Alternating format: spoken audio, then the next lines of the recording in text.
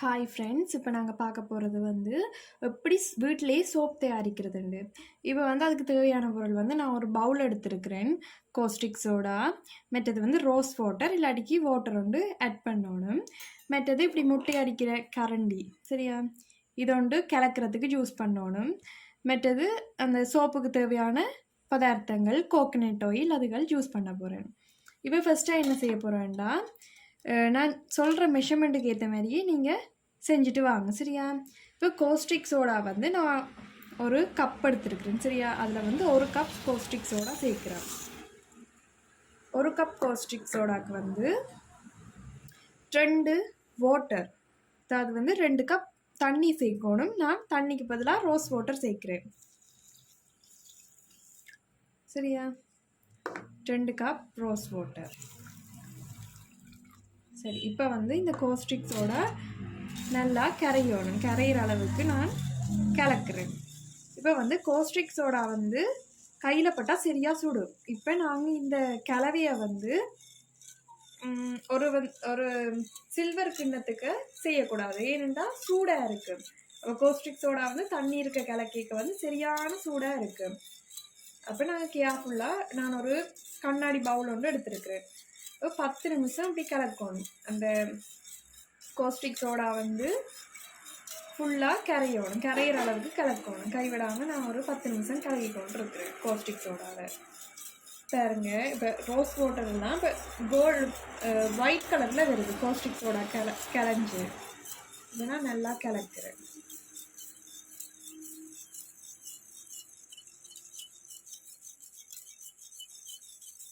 கையில் படாத முறையில் நான் இந்த கோஸ்டிக் சோடாவை கலக்கணும். நீங்கள் கோஸ்டிக் சோடா எங்கே வேண்டுறீங்கன்னா கெமிக்கல் ஷாப் இல்லாட்டி ஹார்ட்வேரில் இந்த கோஸ்டிக் சோடாவை நீங்கள் எடுத்துக்கொள்ளலாம். அதோட கோஸ்டிக் சோடா கலக்கிட்டு கொஞ்சம் கேர்ஃபுல்லாக கலக்கணும். மாஸ்க் போட்டிருந்தா இன்னும் நல்லா இருக்கும், ஏன்னா வாயு வெளியேறும் அதில் இருந்து. இது ஒரு நான் 10 நிமிஷம் அப்படி கலக்கிறேன். கிளக்க இது ஃபுல்லாக கரையும். ஓகே,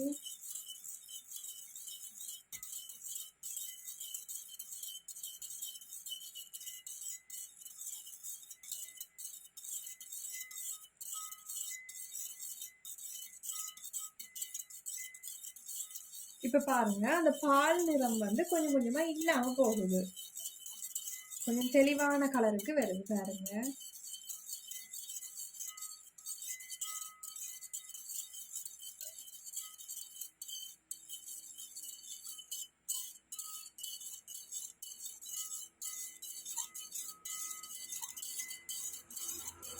இப்போ கோஸ்டிக் சோடா ஃபுல்லாகவே கரைஞ்சிட்டு, இனி என்ன செய்யணும்னா கோஸ்டிக் சோடாவையும் தண்ணியையும் சேர்க்க ஒரு சூடான நிலை இருக்கு. இப்போ இந்த சூடு நீங்கள் மட்டும் நாங்கள் கொஞ்ச நேரம் இதை விட்டுருவோம். ஓகே, இப்போ கோஸ்டிக் சோடா நல்லா கரைஞ்சிட்டு, இப்போ இந்த சூடு நீக்க மட்டும் நான் ஒரு 15 நிமிஷத்துக்கிட்ட விடுறேன். ஓகே, சரி, இப்போ நான் ஒரு 15 நிமிஷம் இதை நல்லா கலக்கி விட்டு எடுத்துட்டேன். இப்போ இது சூடு ஆறிட்டு, சூடு ஆறினா பிறகு நான் இனி என்ன செய்ய போகிறேன்டா, தேங்காய் எண்ணெய் நாங்கள் நல்லா செக்கில் ஒரு நல்ல சுத்தமான தேங்காய் எண்ணெய் தான் யூஸ் பண்ண போகிறேன். அந்த தேங்காய் எண்ணெய் 7 கப், நான் எடுத்த கப்பில் 7 கப் அளந்து எடுக்கிறேன். 7 கப் எடுத்து 7 கப் தேங்காய் எண்ணெய் அதுக்குள்ளே சேர்த்து கொஞ்சம் கொஞ்சமாக கலக்கிட்டு வர போகிறேன். அப்போ கொஞ்சம் கொஞ்சமாக 7 கப் உள்ளுக்க விட போகிறேன். இது 4வது கப். 5 6 7. சரி, 7 கப் தேங்காய் எண்ணெய் நான் இப்போ கலக்கி வச்ச கோஸ்டிக் சோடாக்குள்ளே போட்டு மெல்ல மெல்லமாக கலக்கிட்டு வர்றேன். நீங்கள் எடுக்க கொஞ்சம் பவுலை கொஞ்சம் பெருசாக எடுத்தீங்கன்னா நீங்கள் கலக்கிறதுக்கு ரொம்ப நல்லா இருக்கும். அதோட இது நல்லா மிக்ஸ் ஆகணும். கூடுதலாக நாங்கள் இப்போ கையால் கலக்கும் போது ஒரு 30 நிமிஷத்துக்கிட்ட கலக்கிட்டே இருக்கணும்.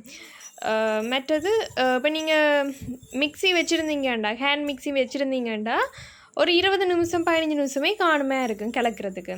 அப்போ நாங்கள் கைவிடாமல் கலக்கி கொண்டு இருக்கணும். இப்போ வந்து அதுக்குள்ளே தேங்காய் எண்ணெய் நல்லா கரைஞ்சி ஒரு நல்ல நிலைக்கு வந்து வரும்.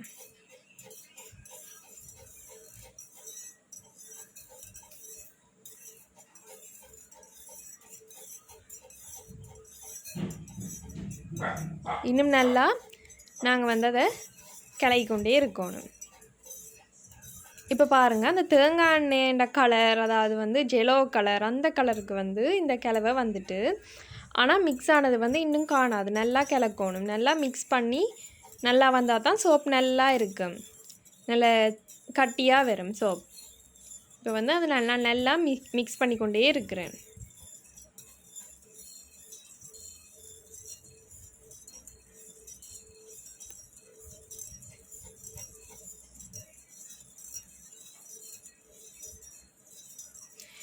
நீங்கள் வந்து இதேமாரி வீட்டையே இருந்து இந்த சோப்பை வந்து ஈஸியாக தயாரிக்கலாம். உங்களுக்கு வந்து கோஸ்டிக் சோடா இல்லை உங்களுக்கு வேணுமென்ற ஆக்கள் வந்து எனக்கு வந்து மெசேஜ் போட்டிங்கன்னா நான் உங்களுக்கு கண்டிப்பாக கோஸ்டிக் சோடா அனுப்பி விடுவேன்.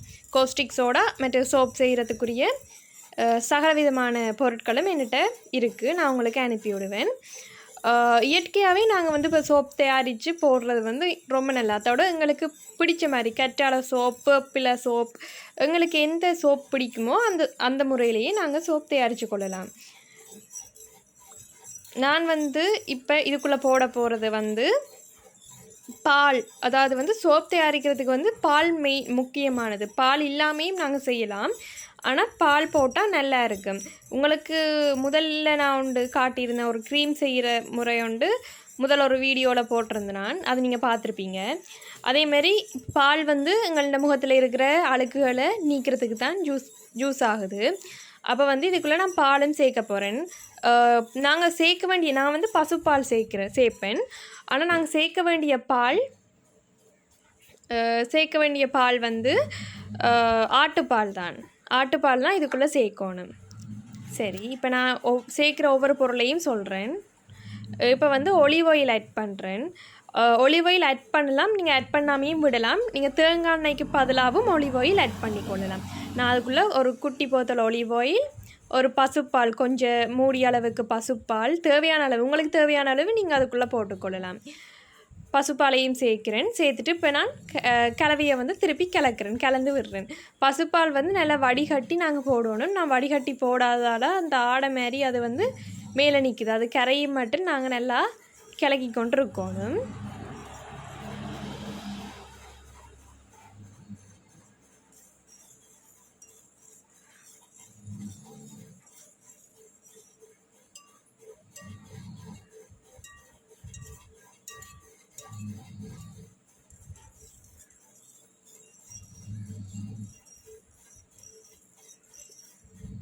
ஓகே, இப்போ நான் கலவையை கிளக்கிட்டு அடுத்தது என்ன பொருள் போடுறோம்னு பார்ப்போம். இப்போ அடுத்ததாக வந்து நான் ரோஸ்மேரியை வந்து நல்லா பொடியாக்கி உள்ளக்க போடுறேன். நல்லா பொடியாக்கி போடணும் ரோஸ்மேரியை. நல்லா குளிர்ச்சியாக இருக்கும் ரோஸ்மேரி போட்டிங்கண்டா. மற்றது வந்து விட்டமின் சி வந்து என்கிட்ட இப்படி ஒரு க்ரீம் மாதிரி ஒன்று இருந்துச்சு. இந்த க்ரீமில் வந்து கற்றாழை ஜெல்லும் வரும். என்கிட்ட கற்றாழை ஜெல் இல்லை. நான் விட்டமின் சி வந்து இந்த க்ரீமை வந்து இதுக்குள்ளே க்ரீம் இல்லை, இது ஒரு ஜெல். இந்த ஜெல்லை வந்து உள்ளுக்க மிக்ஸ் பண்ணுறேன். உங்கள்கிட்ட அப்படி இந்த ஜெல் இல்லாட்டிக்கு கற்றாழை ஜெல்லும் நீங்கள் ஜூஸ் பண்ணிக்கொள்ளலாம். இப்போ இதுக்குள்ளே நான் அதையும் போட்டுட்டு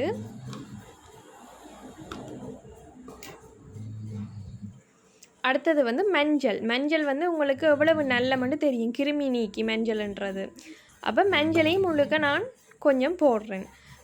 அதுக்கப்புறம் வந்து செஞ்சந்தனம், அதையும் கொஞ்சமாக தூவி விடுறேன். செவ் சந்தனம்னு சொல்லுவாங்க அது. அடுத்தது வந்து ஜவ்வாதுன்ற ஒரு மூலிகை இருக்குது, ஜவ்வாதையும் நான் போடுறேன். ஜவ்வாது என்னத்துக்கு போடுறேன்னா நல்ல வாசத்துக்காக. இப்போ வந்து நான் ஜவ்வாதையும் உள்ளுக்க மிக்ஸ் பண்ணுறேன் அதோட. ஓகே, இப்போ வந்து நான் கலவையை திருப்பி கிளக்குறேன். இப்போ பாருங்கள், ஒரு ப்ரௌன் கலரில் வந்து கிளவை வரும். நல்லா கிளக்கி விடைக்க நல்லா மிக்ஸ் ஆகணும். இவ்வளோ மட்டுமண்டு இல்லை, உங்களுக்கு வேறு என்ன தோணுதோ இப்போ எப்படி நீங்கள் தயாரிக்க போகிறீங்களோ அப்படி போடலாம். இல்லாட்டிக்கு நீங்கள் ஒன்றை மட்டும் இப்போ கெட்டாலேண்டா கெட்டாலை மட்டும் தான் செய்ய போகிறீங்கண்டா அதை மட்டும் நீங்கள் போட்டு செய்யலாம். இல்லாட்டிக்கு வந்து பாலண்டா பால் தனியாக போட்டு செய்யலாம். நான் வந்து இவ்வளோத்தையும் உண்டா, ஏன்னா நான் வளமையாகவே இவ்வளோ ஜூஸ் பண்ணுறேன்னா அப்போ இவ்வளோத்தையும் வந்து நான் என்கிட்ட இவ்வளோ இருக்குது, நான் இவ்வளோத்தையும் ஜூஸ் போடுறேன். இப்போ வந்து உங்கள்ட்ட சோப் வந்து பச்சை கலரில் அப்படி வரணுமெண்டா நீங்கள் என்ன செய்யணும், வேப்பமிலையை வந்து நல்லா சுத்தமான வேப்பமிலையை மரத்துலேருந்து ஆஞ்சி அதை கழுவி எடுத்து கிரைண்டரில் போட்டு நல்லா அரைச்சிட்டு அந்த சாரை வந்து நீங்கள் பப்ளின் துணியில் வந்து புளிஞ்செடுத்தீங்கன்னா பச்சை கலர் சாரை வரும். அந்த பச்சை கலர் சாரை வந்து இதுக்குள்ளே ஆட் பண்ணும்போது உங்கள்ட்ட கிளவை என்ன கலரில் வரும், பச்சை கலரில் வரும். இதே நீங்கள் பீட்ரூட் அரைச்சி பீட்ரூட் சாரை உள்ளுக்க போட்டிங்கன்னா ரெட் கலரில் வரும். பீட்ரூட் எல்லாம் நல்லது, ஸ்கின்னுக்கு வந்து ரொம்ப நல்ல பீட்ரூட் சாறு. அப்போ பீட்ரூட் வேப்பமிலை அப்படி உங்களுக்கு என்ன மூலிகை பிடிச்சிருக்கோ அதை நீங்கள் உள்ளுக்க போட்டு உங்களோட சோப்பை நீங்கள் தயாரித்து கொள்ளலாம். நான் அப்போ வந்து இந்த கிளவையை நல்லா கிளக்குறேன். கிளவு தயாராகிட்டு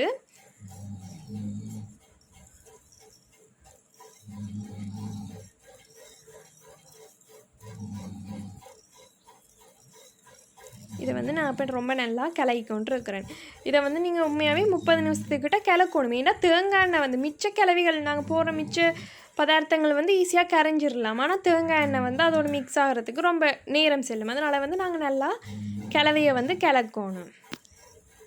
அப்படி நீங்கள் நல்லா கிளக்கும் போது தான் உங்களோட சோப் வந்து ஒரே கலர்லேயே வரும். மேலே கீழே எல்லா சைட்லேயும் வந்து நீங்கள் மோல்ட்டுக்குள்ளே ஊற்றேக்க வந்து ஒரே கலரில் வரும்.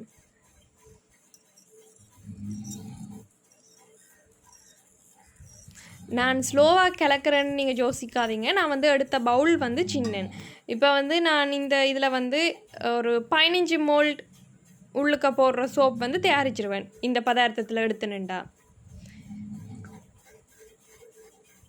இப்போ நான் என்ன செய்கிறேன்டா, நான் மோல்ட்டுக்கு வந்து என்கிட்ட மோல்டாகவே இல்லை, சோப் வைக்கிற மோல்ட்டு வந்து என்கிட்ட இல்லை. நான் அந்த இப்போ சில்வர் கிண்ணம் எடுத்துருக்கிறேன். அதுக்கு வந்து தேங்காய் எண்ணெயை கொஞ்சம் எடுத்து அந்த ப்ரஷ்ஷால் வந்து நல்ல வடிவாக எல்லா பக்கத்தாலையும் பூசி விடுறேன். நீங்கள் பூசாட்டிக்கும் பரவாயில்ல, ஏன்னா நாங்கள் சேர்த்த கிளவையே ஒரு வலுவலுப்பான கிளவை தான், ஈஸியாக வரும். நான் அதை அந்த மோல்ட்டில் பூசி விடுறேன் எனக்கு ஈஸியாக வர்றதுக்காக. இப்போ வந்து நான் அந்த சில்வர் கிண்ணம் வந்து நான் நிறைய மோல்ட் எடுத்து வச்சுருக்கேன், நிறைய பிளாஸ்டிக் பதார்த்தங்கள் எடுத்து வச்சுருக்கிறேன்.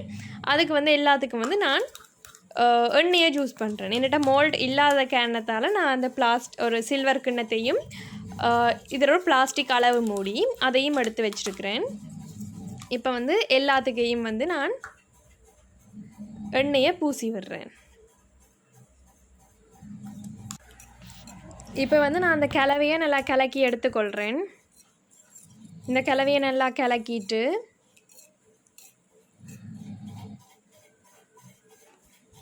ஒரு சில்வர் கரண்டி ஒன்று எடுத்துக்கொள்கிறேன். ஏனென்றா இந்த சில்வர் கரண்டியால் தான் அந்த மோல்டுக்குள்ளே வந்து நான் இந்த சோப் பதார்த்தத்தை வந்து ஊற்ற போகிறேன். இப்போ அந்த சில்வர் கரண்டியால் நல்ல வடிவாக எல்லாத்தையும் நல்லா கிளக்கி விடணும். ஒரு 2 நிமிஷம் 3 நிமிஷத்துக்கு இப்படி சில்வர் கரண்டியால் வந்து ஃபஸ்ட்டாக அந்த கிளவியை நல்லா கிளக்கி போட்டு நீங்கள் எண்ணெய் பூசி வச்சுருக்கிற மோல்ட்டுக்குள்ளே வந்து கொஞ்சம் கொஞ்சமாக உள்ளுக்க ஊற்றணும், வெளியில் சிந்தாத முறையில். நான் எடுத்த மோல்டு வந்து உள்ளுக்க குட்டியாகும், அதாவது ஒடுங்கியும் வெளியில் வந்து அகண்டும் இருக்குது. இப்போ நீங்கள் ஒரு மோல்டு சூஸ் பண்ணிக்கலாம். பிளாஸ்டிக்கில் வந்து இப்போ போடுறேன் ஒரு அளவு மூடியில். நீங்கள் வந்து மோல்டு சூஸ் பண்ணிக்க எப்படி சூஸ் பண்ணணுமெண்டா சரி நிலையில் சரி நிலையாக இருக்கணும். அதாவது வந்து நேராகவே இருக்கணும். ஒடுங்கின இருந்துச்சுன்னா ஒடுங்கின மாதிரியே இருக்கணும். ஏன்னா நீங்கள் அந்த மோல்டை விட்டு அந்த சோப்பை வந்து வெளியில் எடுக்க வந்து அந்த சோப் வந்து அதே ஷேப்புக்கு கரெக்டாக வரும். அப்படி இல்லாட்டிக்கு எடுக்க ரொம்ப கஷ்டம். நீங்கள் கத்தியை விட்டு அப்படி இப்படி செஞ்சு தான் எடுக்கணும். அதனால் வந்து நீங்கள் அந்த மோல்ட் வந்து எதுக்குள்ளே ஊற்ற போகிறீங்களோ அதை சூஸ் பண்ணிக்க வந்து ரொம்ப கேர்ஃபுல்லாக கவனமாக இருக்கணும்.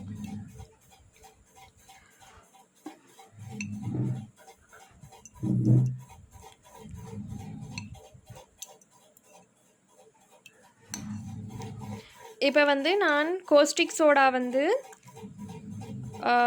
1 கப் போட்டிருக்கிறேன். 2 கப் வந்து தண்ணி சேர்த்துருக்குறேன். தண்ணி என்ன நான் சேர்த்தது வந்து ரோஸ் வாட்டர். நீங்கள் வந்து சும்மா பைப்பை திறந்தா வேற ஜூஸ் பண்ணுவீங்க, அந்த தண்ணியை கூட நீங்கள் அதுக்குள்ளே ஜூஸ் பண்ணிக்கொள்ளலாம்.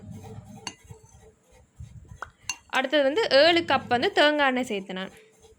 அப்போ 1க்கு 2க்கு 7 என்ற வீதத்தில் இருக்குது. கோஸ்டிக் சோடாக்கு, தண்ணிக்கு, தேங்காய் எண்ணெய் 1க்கு 2க்கு 7.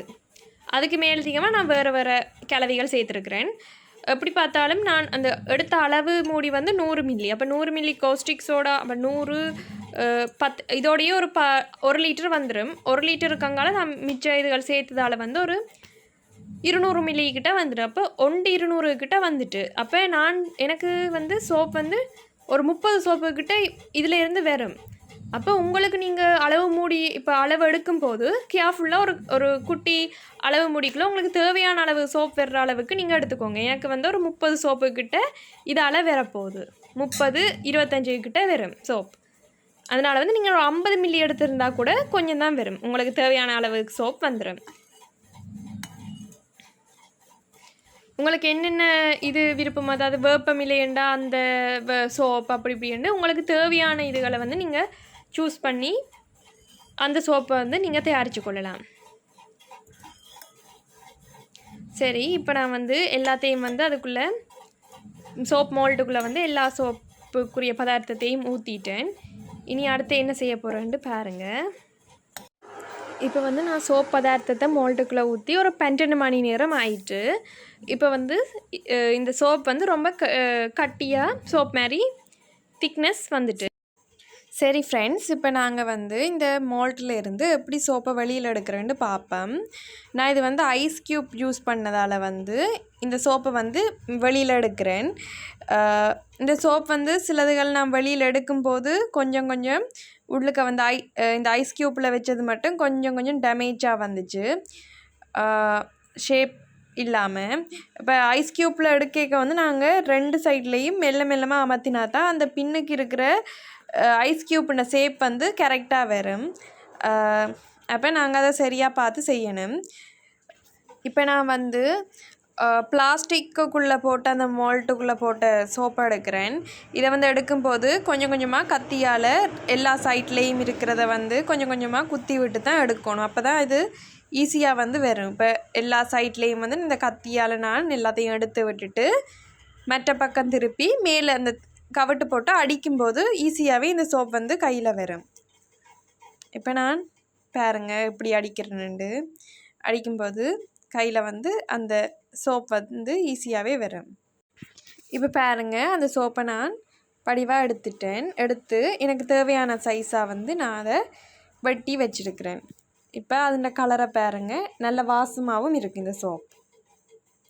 இப்போ வந்து இதை வந்து நான் 3 நாளுக்கு பிறகு தான் ஜூஸ் பண்ண போகிறேன். 3 நாளுக்கு பிறகு தான் ஜூஸ் பண்ணணும். எப்படி நான் 30 நாள் அப்புறம் தான் ஜூஸ் பண்ணுறேன். நான் இதை நான் எப்படி பொடுத்தினோன்ல வடிவாக நீட்டாக சுற்றி பேக் பண்ணி வச்சுருப்பேன்.